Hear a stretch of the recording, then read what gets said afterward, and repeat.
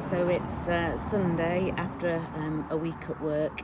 I've not had much chance for taking many photos, so I thought I would get out and about and do a little bit today, just as a nice relax and a wind down from work. Because if you're anything like me, a week at work is a bit of sensory overload, and pretty much the whole of Saturday is just spent in a coma recovering from all that adrenaline fueled motivation as people with ADHD have throughout the week. um, Trying to work at 100 miles an hour with our brains working at 100 miles an hour can be very exhausting by the end of the week. So a lot of the time on a Saturday I'm sort of spent in a bit of a shutdown coma, just to recover and recharge my batteries for the week ahead. So I thought, what better way to get a bit of relaxation, get the old camera out, and I thought I'd just tell you about my journey with the cameras that I've had so far and what I like doing. So I started off, I'm not going to go from childhood, that might take a bit of a long time, but always had an interest in photography. And I think my first serious camera that I got was a Canon, a DSLR. I always get the letters the wrong way around.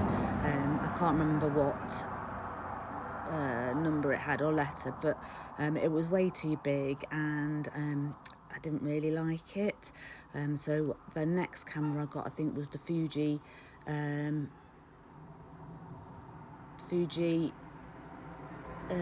E line, and I think it was the 2S, and I loved that camera, but just felt it was a little bit big still.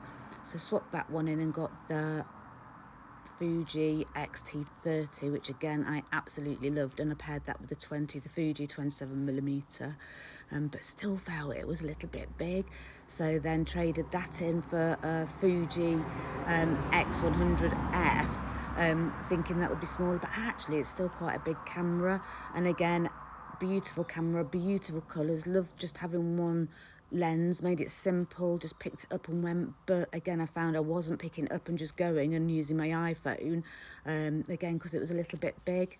Hence then switched to the Ricoh GR3, which I absolutely loved, and I loved the 28mm focal length. Absolutely loved it, but there was just something about Fuji that I missed, and being able to change the lenses over, and something about the Fuji colours just seem a bit richer, but again that's subjective. And something I've always liked to do is sort of mount old lenses on the Fuji bodies as well, which I'll put some pictures in. So and they give a really sort of rich sort of feeling, dreamy, creamy sort of feeling to your images, I think, as well. But again, that's subjective, and it's whether you like it or not. And most lenses you can actually mount on the X mount, just it's a case of picking up the right adapter. Again, I'll stick some photos on, and I've used lots of weird and wonderful little lenses and weird little cameras over time as well, just to try and get a sort of a bit more of an artistic kind of, I don't know, to sort of feel to those photos and those images. So it's a bit of a journey, but I always seem to sort of stick to the main theme, which I think for me is a small camera, trying to catch a sort of nostalgic or dreamy or vintage kind of feel to those photos. Whether I'll carry on doing that or trying to catch that, I don't know. Sometimes I do think that I've gone off the grain effect a little bit, trying to make them look sort of like film photos, when obviously they're not film photos, they're digital photos. So it might be that I'm going for a smaller grain effect now, or maybe even try it without, and maybe try for a cleaner sort of image, but again with a lens with character that gives that kind of bit of a dreamy and soft. For me, it doesn't have to necessarily to be really clinically sharp, just sharp enough, but I like that kind of softness to images as well. So I'll show you some of the vintage lenses I've got, and I'm always out on the look for more. Obviously they're manual focus, so it does take a bit more time, and yeah, you wouldn't necessarily be able to use them for something like street photography, just because sometimes you have to be so quick in those instances, which is again, why I like the really sort of really cheap lenses that you get from people like Seven Artisans and TT Artisans, because for us photographers that are on a budget, it's really helpful and really nice to be able to pick up lenses that are a lot cheaper than the manufacturers. Fuji lenses are so expensive in comparison, and from what I've seen or experienced, a lot of those third party lenses as well give that kind of character that I'm after.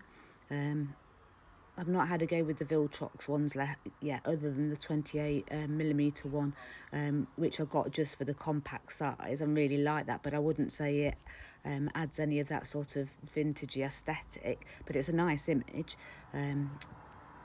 But yeah, so I'm going to always keep my eye out for those vintage ones. Anyway, I hope you've enjoyed watching, or if you find it useful. Some of those vintage lenses are quite big as well, so obviously mounted on the Fuji XM5, I wouldn't necessarily take them out for every day. It's just if you want to catch a particular kind of image. And the Helios one, I would say as well, is pretty nice for doing portrait, getting that sort of dreamy, ethereal look with a creamy swirly background is really nice if that's the kind of thing that you're after. So would definitely recommend that. And the Pentax, some of the Pentax older lenses give a really nice colour render as well. And again, I'll try and add some of those photos. So thanks for watching, and that's given me my little bit of relaxation from the week, and recharge my batteries for the week going forward. Yeah, thanks for watching.